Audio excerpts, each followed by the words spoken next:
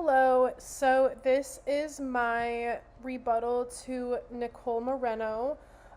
So I would say thank you for sharing your opinions on the topic of whether or not states should surrender their sovereignty to a higher authority. I would say I disagree with that opinion for a couple reasons. Oftentimes, as we see right now, what one state might think is the best course of action, as you mentioned, could be disastrous, even though they might think that it's the best way to handle their affairs. Um, right now, we see that with Israel and Russia carrying out brutal invasions, saying that it is necessary for their national security, that these groups are persecuted, the Ukrainians and the Palestinians. However, this is a poor way of governance, and it is basically outright genocidal, if I might add.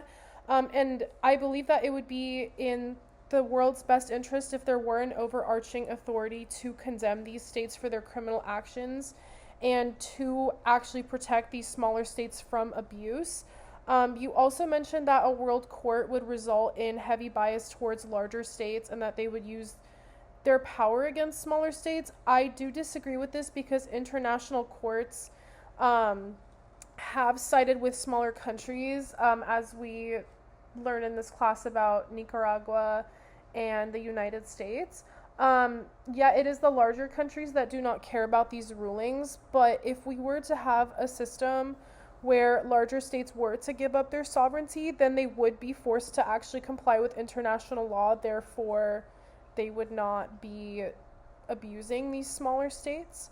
And then conflicts with states would go through a higher authority and it would be solved in a more efficient manner. For example, with the Israel-Palestine conflict, their means of handling what's going on right now is very poor. But an international system would not condemn genocide like the United Nations condemns genocide.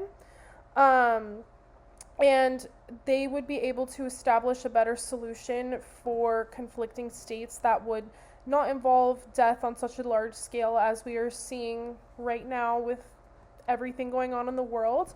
And international approval for handling these conflicts would be imperative because the international community would be able to protect these marginalized people and prevent such actions from occurring, and again just coming up with a better, more diplomatic solution.